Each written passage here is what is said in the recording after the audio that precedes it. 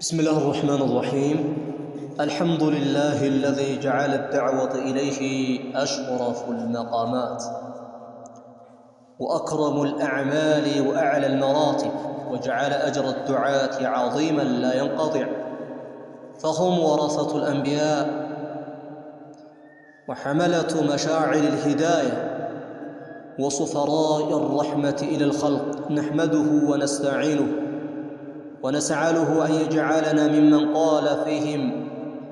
ومن أحسن قولا ممن دعا إلى الله وعمل صالحا وقال إنني من المسلمين. ثم الصلاة والسلام على أشرف خلق الله محمد بن عبد الله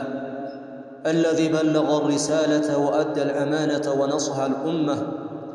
وجاهد في الله حق جهاده حتى أتاه اليقين من ربه، صلوات الله وسلامه عليه ومن تبعهم بإحسان إلى يوم الدين. أما بعد، إن شاء الله نواصل بإذن الله عز وجل على ما وقفنا من فضائل الحج. ቀደም ሲል ስለ ሐጅ ትሩፋቶች ሁለት ፕሮግራሞችን ጥቆማ አድርጌ ነበረ። ዛሬም የመጨረሻው ፈዳኢል በሚል ጥቆማ አደርጋለሁ። ومن فضائل الحج ترك الدنيا والتجرد لله تبارك وتعالى. دنيان مولو بمولو تتو الله سبحانه وتعالى ሙሉ በሙሉ እጅ መስጠት አለበት። ይሄ ደግሞ ትልቅ ፈضል ነው። አላህ ሱብሓነሁ ወተዓላ የአኺራን ጉዳይ ከዱንያ የሚያስቀድሙ ወንድሞችን፣ እናቶችን፣ እህቶችን፣ አባቶችን ትልቅ አጅር እንዳላቸው በቁርአኑ ላይ በተለያየ ቦታ ላይ ይጠቁማል። ኢዘን እነ ፊ መቃም الحج فيه ترك الدنيا والتجرد لله تبارك وتعالى. الناس لا يهتمون بالدنيا بل يتجردوا لطاعات ربهم سبحانه وتعالى تجردا كاملا، وهذا يدل في سورة الحج: ثم ليقضوا تفثهم وليوفوا نذورهم وليطوفوا بالبيت العتيق إلى الله. ሐጅ ስራቸውን የውመ ተርዊያ 8ኛው ዙል ሒጃ ላይ ከጀመሩ በኋላ የውመ ነህር ثم ليقضوا تفثهم። ያው እንግዲህ ተፈስ የሚባለው ላያቸው ላይ ያለውን ቆሻሻ ማንሳት ነው የተፈለገበት። ወሊውፉ ኑዙረሁም ስለቶቻቸው ሊሞል بمعنى الهادي የእርድ እንስሳ ካለ እሱን ሊያርዱ እና ሊበሉ ይላል። ያ ማለት የውመ ተርዊያ 8ኛው ቀን ከገባ ጀምሮ ሙሉ በሙሉ የኢሕራም ልብሶችን ለብሰው ሰውነታቸው ላይ ያለውን አቧራ ምናምን ትብኪያው ሁሉ በሰውነታቸው ላይ አይሎ እስከ የውመ ነህር 10ኛው ቀን ድረስ ይቆያሉ። የሐጅ ስርዓቶችን ይታገላሉ፣ ይለፋሉ፣ ይሰራሉ። ይሄ እንግዲህ ተጀሩድ لطاعات ربهم سبحانه وتعالى ጌታቸውን አላህ ሱብሓነሁ ወተዓላ ለመታዘዝ የከፈሉት መስዋዕትነት ነው። ዱንያን ሙሉ በሙሉ ስለራሳቸው ስለሚበሉት ስለሚጠጡት ነገር መጨነቅን ትተው ስለ ወደፊት የዱንያ ህይወታቸው መጨነቅን ትተው ሙሉ በሙሉ 8ኛው ቀን ጀምረው ለአላህ ሱብሓነሁ ወተዓላ እጅ የሚሰጡበት ቀን ስለሆነ ማለት ነው። وثانيا من فضائل الحج تعلم الصبر والانضباط. تقستن ممارنا سرعة ما زمن انضباط الأمور يزمن أفصاصمن يزمن أسرار انضباط مسكاكل تنشار راس صاصب يالله براسها وأن سميتها لما حج المفسمو على ما تقتضيه الشريعة شريعة ومتصفر دولك رم يقاسو. النبي عليه الصلاة والسلام كما أشار في حجة الوداع: خذوا عني مناسككم، كاني የሐጅ ስርዓት አፈጻጸማችሁን ያዙት ተማሩ እንዳሉት ማለት ነው። وكذلك أن الحج يعلم الصبر أن في الحج فيه ألم كثير والمشقة التي يحتاج له من الصبر مشقة متامم ما تارز مبساق واللي أقاتم يشلال إهن أينة نقر حج يستمران كما قال الله عز وجل في سورة البقرة الحج أشهر معلومات فمن فرض فيهن الحج فلا رفث ولا فسق ولا جدال في الحج ترك المحرمات يعد من الصبر كما يقال عند السلف الصبر 3 أنواع صبر على طاعات الله تبارك وتعالى صبر عن معصية الله تبارك وتعالى وصبر على أقدار الله اللهم بمتعزز لاي تقس منور على ما قارت عبادوشنا على متو عندنا يتقس كفله وكذلك صبر عن معصية الله اللهم كما مز تقس ما أدرك في أثناء الحج أن الحجاج يتركون الرفث والفسوق والجدال مدخل قروج من ناقرن زموت مفزمن وده زموت يميطارو ناقروج ما أدركن يتوالوا الفسوق عمسن والجدال كل المناقر ومكركرين هنا ناقرن يتوالوا إمالته تكبر وإمه سياف تكبر بحج بتشار اللم أميك لكنا ولا سيما في الحج مثلا يمدقمو بحج بوتالي نزي سوست مسارتها ينقروش لأقات مسلميشي رفث يميلو بزون قزي القرآن لاي زموت يميلو مع أن الحجاج رجالا ونساء يحجون جميعا في صعيد واحد مع أن في اختلاط بين الرجال والنساء له دواعي إلى الزنا والفواحش من وريشلان نقرقن حجاجوش مخلصوش سلهونو تكلن حجاجوش سلهونو يتركون الرفث والفسوق والجدال جدالا لا قاتمش الكركر في هذا المقام يعت الناس من كل فج عميق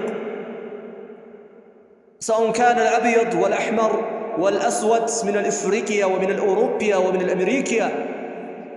ومن أي دول شتى يأتون مع أن أخلاقهم تختلف إذن في هذا المقام لعل فيه يا جدال يكركر بوطالي هوني شلان نقرقن حجاجوش يتركون الجدال ولأجل ذلك ترك الجدال والفسوق والرفث أن هؤلاء يعدان من المعاصي الصبر عن معصية الله هو نوع من أنواع الصبر عن بصبر كفر السلفونة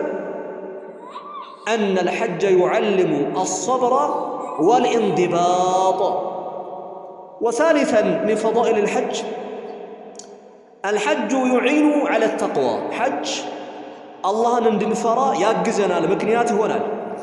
كما قال الله عز وجل وتزودوا فإن خير الزاد التقوى وتزودوا الزاد هنا أن أهل اليمن سبب النزول هذه الآية የየመን ሰዎች ሐጅ በሚሄዱበት ጊዜ ለሚበሉት ነገር አዘጋጅተው አይዙም ነበር ከዛ በሄዱ ጊዜ እየለመኑ ነበር የሚጠቀሙት ይላል በዚህም የተነሳ አላህ Subhanahu Wa Ta'ala ወደ ሐጅ በምትሄዱበት ጊዜ ራሳችሁን ስንቅ ያዙ ወተዘወዱ فإن خير الزاد التقوى ስንቃችሁን ያዙ ነገር ግን ከስንቁ ሁሉ በላጩ ደግሞ ተቅዋ ነው አላህን መፍራት إذن أن في أثناء الحج يرى فيه أثر التقوى ولهذا من فضائل الحج كحجة الرفاطش مكاكا للن يوم الحج يعين على التقوى تقوى عندنا قنيا قزلال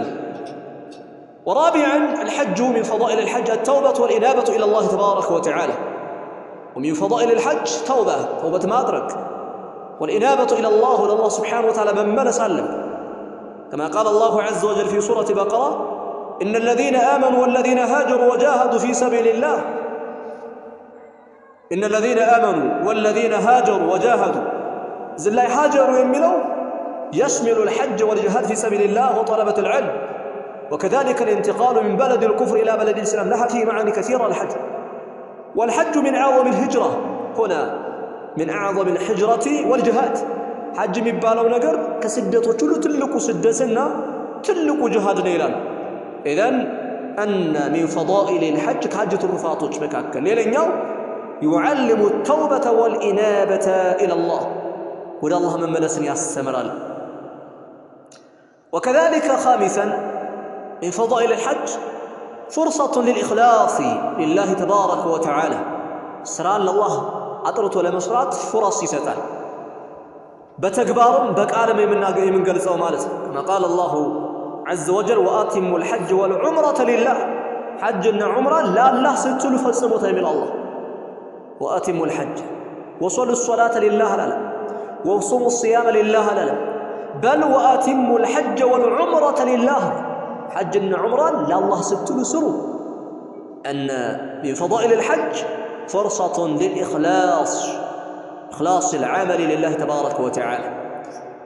وسادسا من فضائل الحج موسم للتوبة الجماعية للأمة هي أتقالي يا مسلم مهابر سبي هجاجوج أتقالي عند بوتالي هنا توبة يمت أي قبة بوتال الله ليشاهد منافع لهم ويذكر اسم الله على ما رزقهم من بهيمة الأنعام إلى الله وسابعا من فضائل الحج اجتماع كلمة المسلمين يا مسلم وجنقر عند هنا بماذا تجتمع الأمة؟ تجتمع الأمة على شعائر واحدة وزمان واحد ومكان واحد تمساسي بهونو مقلجاوش تمساسي بهونا قزي تمساسي بهونا بوتا كل مسلم ويسلم يقنجو ببوتا بمقلج أنا قروتشم على بابا سلاي مالتنو بقزيم بتمساسي قزي سلامي قرصت من فضائل الحج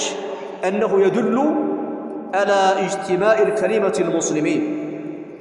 وثامنا من فضائل الحج تربية على النظام والانضباط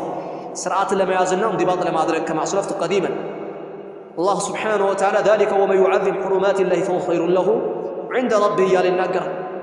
وتاسعا من فضائل الحج يا إخواني الكرام والأخوات الكريمات تعلم الزهد في الدنيا كما أصلفت قديما أنه في الحج يتجرد العبد من المخيط والترف بحج سرعة لاي حرام كادر رقبت قزي جمرو زمن يقول ألباسات وچن أما وچن أي لبس وترك الملذات عنده دقمو إهين تفطر أي سميت بعلى بيتو كالج يعنن كله يتوال مالتنا وهذا يدل أن الحج يعلم الزهد في الدنيا وآخرا وإما أسرن يوم من فضائل الحج إعلان الولاء لله والبراءة من الشرك لله ألنا الوداج النتنا خشرك مطرارات لتقومه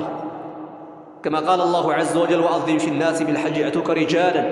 وعلى كل ضامر يأتين من كل فج عميق وفي حديث النبي عليه الصلاة والسلام